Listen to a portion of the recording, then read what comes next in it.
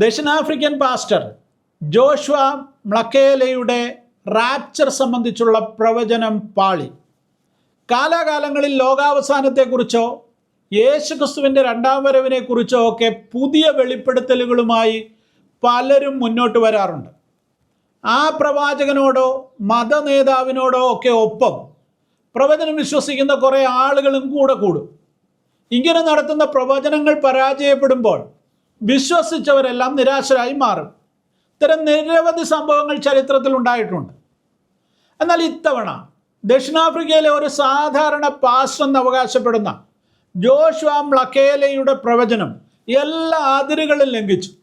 ഒരു ചെറിയ പ്രാദേശിക ചാനലിന് നൽകിയ അഭിമുഖത്തിൽ തുടങ്ങിയ അദ്ദേഹത്തിൻ്റെ വാക്കുകൾ ദിവസങ്ങൾക്കുള്ളിൽ ലോകം മുഴുവൻ പ്രചരിച്ചു. ധാരാളം ആളുകൾ അത് വിശ്വസിക്കുകയും ചെയ്തു. എങ്ങനെയാണ് ഈ പ്രവചനം ആളുകളുടെ വിശ്വാസത്തെയും ജീവിതത്തെയും ഇത്ര വേഗം സ്വാധീനിച്ചത്? സോഷ്യൽ മീഡിയയുടെ അതിരുകളില്ലാത്ത സ്വാധീനമാണ് ഈ പ്രവചനം ഇത്ര വേഗം ലോകമെങ്ങും പ്രചരിക്കാൻ കാരണമായി മാറിയത്. ജോഷുവ മ്ലക്കേല ഒരു പാസ്റ്റർ എന്നതിനേക്കാൾ താനൊരു സാധാരണ വ്യക്തിയാണെന്നാണ് സ്വയം വിശേഷിപ്പിക്കുന്നത്. 2025 ജൂണിൽ യൂട്യൂബ് ചാനലിന് നൽകിയ അഭിമുഖത്തിൽ തനിക്ക് യേശുക്രിസ്തുവിൽ നിന്ന് നേരിട്ടൊരു ദർശനം ലഭിച്ചുവെന്ന് അദ്ദേഹം അവകാശപ്പെട്ടു. അവിടെയാണ് ഇതിൻ്റെ തുടക്കം. യേശു സിംഹാസനത്തിൽ ഇരിക്കുന്നത് താൻ കണ്ടുവെന്നും ഞാൻ ഉടനെ വരുന്നു എന്ന് ഉച്ചത്തിലും വ്യക്തമായും തന്നോട് പറഞ്ഞുവെന്നും മ്ലക്കേല വെളിപ്പെടുത്തി. അദ്ദേഹത്തിൻ്റെ വാക്കുകൾ പ്രകാരം യേശുക്രിസ്തു കൃത്യമായ തീയതി തന്നെ അദ്ദേഹത്തിന് വെളിപ്പെടുത്തി കൊടുത്തു. സെപ്റ്റംബർ 23, 24 തീയതികളിൽ ഞാൻ എൻ്റെ സഭയെ കൊണ്ടുപോകാനായിട്ട് വരുമെന്നാണ് അദ്ദേഹത്തോട് യേശുക്രിസ്തു പറഞ്ഞതെന്നാണ് അദ്ദേഹം അവകാശപ്പെട്ടത്. ഈ പ്രവചനത്തിൽ താൻ 100% ഉറച്ചു വിശ്വസിക്കുന്നുവെന്നും അദ്ദേഹം ആവർത്തിച്ച് പറഞ്ഞുകൊണ്ടേയിരുന്നു. സെന്റ് ട്വിൻസ് TV എന്ന ഈ യൂട്യൂബ് ചാനലുമായുള്ള അഭിമുഖം അതിവേഗം ടിക്ടോക്കിൽ റാപ്ചർ ടോക്ക് എന്ന ഹാഷ്ടാഗിന് കീഴിൽ ഒരു ഡിജിറ്റൽ കൊടുങ്കാറ്റ് തന്നെയായി മാറി. ഈ പ്രവചനത്തോട് പ്രതികരിച്ച് ലക്ഷക്കണക്കിന് ആളുകൾ വ്യക്തിപരമായ വീഡിയോകൾ ചെയ്ത് അപ്ലോഡ് ചെയ്തു. ലോകം മുഴുവൻ ദശലക്ഷക്കണക്കിന് ആളുകൾ അത് പങ്കുവച്ചു. ടിക്ടോക്കിൽ 3 ലക്ഷം വീഡിയോകളാണ് റാപ്ചറുമായി ബന്ധപ്പെട്ട് ഈ ദിവസങ്ങളിൽ പോസ്റ്റ് ചെയ്യപ്പെട്ടത്. ചിലർ റാപ്ചറിനായിട്ടുള്ള ഒരുക്കങ്ങൾ തന്നെ തങ്ങൾ തുടങ്ങിയെന്ന് കമൻ്റ് ചെയ്യുവാൻ തുടങ്ങി. മറ്റു ചിലർ ഇതിനെ നന്നായി പരിഹസിച്ചും കോമഡിയാക്കിയും ഒക്കെ വീഡിയോകൾ ഉണ്ടാക്കി. ട്രോളുകൾ കൊണ്ട് യൂട്യൂബും ടിക്ടോക്കും ഒക്കെ നിറഞ്ഞു. അമേരിക്കയിലെ പ്രമുഖ മാധ്യമങ്ങളായ New York Times, Associated Press, NBC, Washington Post, Newsweek, New York Post തുടങ്ങിയവയെല്ലാം ഈ പ്രവചനത്തെക്കുറിച്ച് ചർച്ച ചെയ്തു. ഈ റാപ്ചർ പ്രോഫസി ഇങ്ങനെ വൈറലായതോടുകൂടെ നിരവധി ആളുകൾ ഇത് യഥാർത്ഥമാണെന്ന് വിശ്വസിക്കുകയും അതിനുവേണ്ടി കാത്തിരിക്കുകയും ചെയ്തു. പലർക്കും വലിയ സാമ്പത്തിക നഷ്ടവും മാനസിക പ്രയാസങ്ങളും ഉണ്ടായതായി പിന്നീട് മാധ്യമങ്ങൾ തന്നെ റിപ്പോർട്ട് ചെയ്തു. റാപ്ചർ സംഭവിക്കുമെന്ന് വിശ്വസിച്ച് പലരും അവരുടെ ജോലികൾ രാജിവെച്ചതായും കാറുകളും വീടുകളും വിറ്റതായും റിപ്പോർട്ടുകളുണ്ട്. ഈ സംഭവം അന്ധവിശ്വാസങ്ങളും സാമൂഹ്യ മാധ്യമങ്ങളുടെ സ്വാധീനവും ചേർന്നാൽ എന്തൊക്കെ സംഭവിക്കുമെന്നുള്ളതിൻ്റെ ഒരു വ്യക്തമായ തെളിവായി മാറി എന്നുള്ളതാണ് രസകരമായ കാര്യം. അങ്ങനെ ലോകം മുഴുവൻ ആളുകൾ ആകാംക്ഷയോടുകൂടെ കാത്തിരുന്നെങ്കിലും സെപ്റ്റംബർ 23, 24 തീയതികൾ കടന്നുപോയി. ലോകം പഴയതുപോലെ തുടർന്നു. അപ്പോൾ തൻ്റെ പ്രവചനം പരാജയപ്പെട്ടതിനെക്കുറിച്ച് പാസ്റ്റർ മ്ലക്കേലയുടെ പ്രതികരണം എന്താണെന്ന് അറിയുവാനായിട്ട് ആളുകൾക്ക് ആഗ്രഹമുണ്ടായി. എന്നാൽ ഇതുവരെ അദ്ദേഹത്തിൽ നിന്ന് ഒരു പ്രസ്താവനയും ഒരു പ്രതികരണവും ഉണ്ടായിട്ടില്ല എന്നാണ് മാധ്യമങ്ങൾ നോക്കുമ്പോൾ നമുക്ക് മനസ്സിലാകുന്നത്. മാധ്യമങ്ങളുടെ പ്രതികരണങ്ങളെക്കുറിച്ചോ സോഷ്യൽ മീഡിയയിൽ പടർന്ന കാര്യങ്ങളെക്കുറിച്ചോ ഒന്നും അദ്ദേഹം ഒരു വിശദീകരണവും നൽകാൻ തയ്യാറായിട്ടില്ല. അദ്ദേഹത്തിൻ്റെ ഈ നിശബ്ദത അദ്ദേഹത്തെ വിശ്വസിച്ച ആളുകളെ വല്ലാതെ നിരാശരാക്കി മാറ്റി. പരസ്യമായി പ്രവചനത്തെ പിന്തുണച്ച ഒരാൾ ടിക്ടോക്കിൽ ഇങ്ങനെ കുറിച്ചു: ഞാൻ വിഡ്ഢിയും വെറും മണ്ടനുമായി പോയി. സത്യത്തിൽ അതാണ് സംഭവിച്ചത്. ധാരാളം ആളുകളെ മ്ലക്കേല മണ്ടന്മാരാക്കി എന്നുള്ളതാണ് യാഥാർത്ഥ്യം. യേശുക്രിസ്തുവിൻ്റെ മടങ്ങിവരവിൻ്റെ സമയത്തെക്കുറിച്ച് മത്തായി 24:36 യേശുക്രിസ്തു തന്നെ വ്യക്തമാക്കിയിട്ടുണ്ട്. ആ വാക്യം ഇപ്രകാരമാണ്: ആ നാളും നാഴികയും സംബന്ധിച്ചോ എൻ്റെ പിതാവ് മാത്രമല്ലാതെ ആരും സ്വർഗത്തിലെ ദൂതന്മാരും പുത്രനും കൂടെ അറിയുന്നില്ല. അതായത് പിതാവായ ദൈവത്തിന് മാത്രമേ യേശുക്രിസ്തുവിൻ്റെ മടങ്ങിവരവിൻ്റെ സമയത്തെക്കുറിച്ച് അറിയത്തുള്ളൂ. യേശുക്രിസ്തുവിന് പോലും ആ സമയം അജ്ഞാതമാണ്. തിരുവചനം വ്യക്തമാക്കുന്ന ഈ കാര്യത്തെക്കുറിച്ച് തനിക്കൊരു വെളിപ്പാട് കിട്ടി എന്നാണ് ജോഷുവ മ്ലക്കേല എന്ന പാസ്റ്റർ പറഞ്ഞത്. 1 തെസ്സലോനിക്കൽ 4:16-17 വാക്യങ്ങളിലാണ് ഈ റാപ്ചർ എന്നുള്ള ആശയം നമുക്ക് മനസ്സിലാകുന്നത്. അവിടെ എഴുതിയിരിക്കുന്നത് ഇങ്ങനെയാണ്: കർത്താവ് താൻ ഗംഭീരനാദത്തോടും പ്രധാന ദൂതന്റെ ശബ്ദത്തോടും ദൈവത്തിന്റെ കാഹളത്തോടും കൂടെ സ്വർഗത്തിൽ നിന്ന് ഇറങ്ങി വരികയും ക്രിസ്തുവിൽ മരിച്ചവർ മുമ്പേ ഉയർത്തെഴുന്നേൽക്കുകയും ചെയ്യും.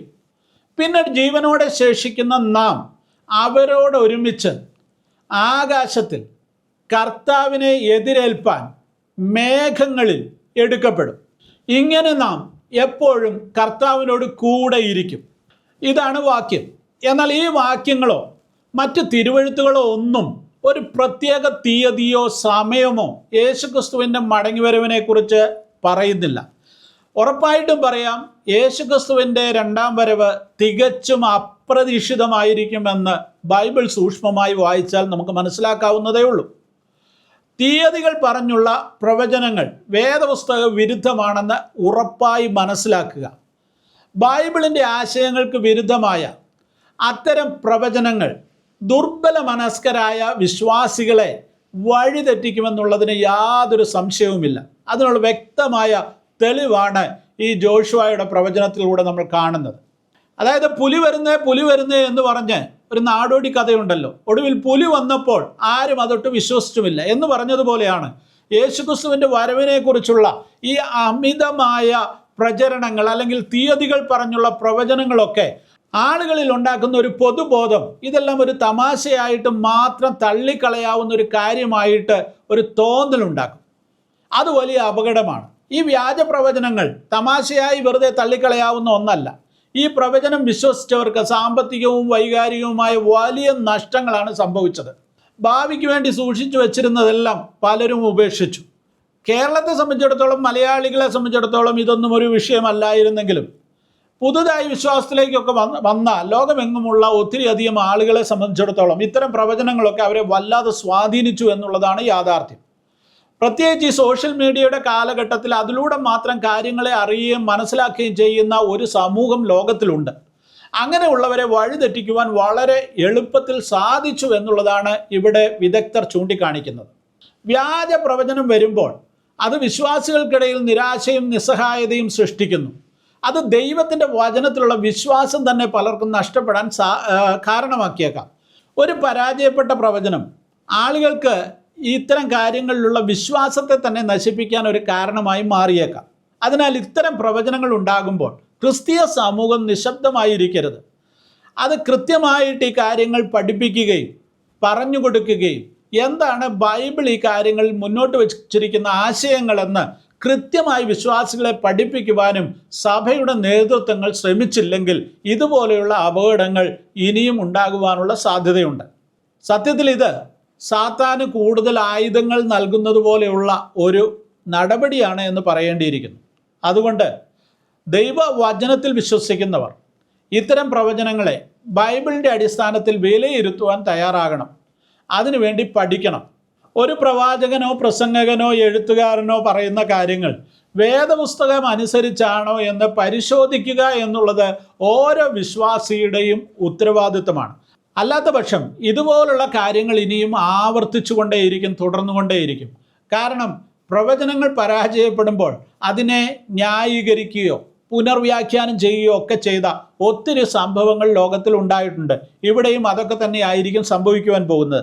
ഏതായാലും ജോഷുവ മക്ലേലയുടെ പ്രവചനം പരാജയപ്പെട്ടിരിക്കുന്നു. 23-24 തീയതികളിൽ ഒന്നും സംഭവിച്ചില്ല. ലോകം വീണ്ടും പഴയതുപോലെ മുന്നോട്ട് പോകുന്നു. അപ്പോഴും ഉറപ്പായി ഒരു കാര്യം വിശ്വസിക്കുക, യേശു മടങ്ങി വരുമെന്നുള്ള ദൈവവചനത്തിലെ ആ ഉറപ്പും പ്രത്യാശയും നമ്മെ ഓരോരുത്തരെയും ഭരിക്കട്ടെ. നമ്മൾ കർത്താവിൻ്റെ വരവിന് വേണ്ടി ഒരുങ്ങി കാത്തിരിക്കുക. ഏത് നിമിഷം അത് സംഭവിച്ചാലും നമുക്ക് അവനോട് കൂടെ എത്തിച്ചേരാം എന്നുള്ള ഉറപ്പുണ്ടായിരിക്കണം. ആ ഉറപ്പ് നേടുന്ന ഒരു വ്യക്തിയെ സംബന്ധിച്ചിടത്തോളം പ്രവാചകന്മാർ എന്തു പറയുന്നു, സോഷ്യൽ മീഡിയ എന്തു പറയുന്നു, എഴുത്തുകാർ എന്തു പറയുന്നു, പ്രസംഗകർ എന്തു പറയുന്നു എന്നുള്ളതൊന്നും വലിയ വിഷയമല്ല. പ്രവചനങ്ങളിൽ അമിതമായി വിശ്വസിക്കാതിരിക്കുക, ദൈവത്തിൻ്റെ വചനത്തിലേക്ക് തിരിയുക, കൃത്യമായി കാര്യങ്ങൾ മനസ്സിലാക്കുക, യേശുക്രിസ്തുവിൻ്റെ മടങ്ങിവരവിന് വേണ്ടി കാത്തിരിക്കുക.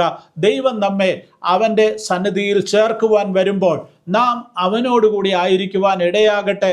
അതിനുവേണ്ടിയുള്ള ഒരു വിശുദ്ധ ജീവിതം നയിക്കുവാൻ ദൈവം നമ്മെ ഓരോരുത്തരെയും പ്രാപ്തരാക്കട്ടെ എന്ന് പറഞ്ഞുകൊണ്ട് ഞാൻ എൻ്റെ വാക്കുകൾ നിർത്തുന്നു. ഈ വീഡിയോ നിങ്ങൾക്ക് ഇഷ്ടമായെങ്കിൽ ഷെയർ ചെയ്യുക, നിങ്ങളുടെ അഭിപ്രായങ്ങൾ കമൻ്റ് ചെയ്യുക. ദൈവം നിങ്ങളെയെല്ലാം ധാരാളമായി അനുഗ്രഹിക്കട്ടെ.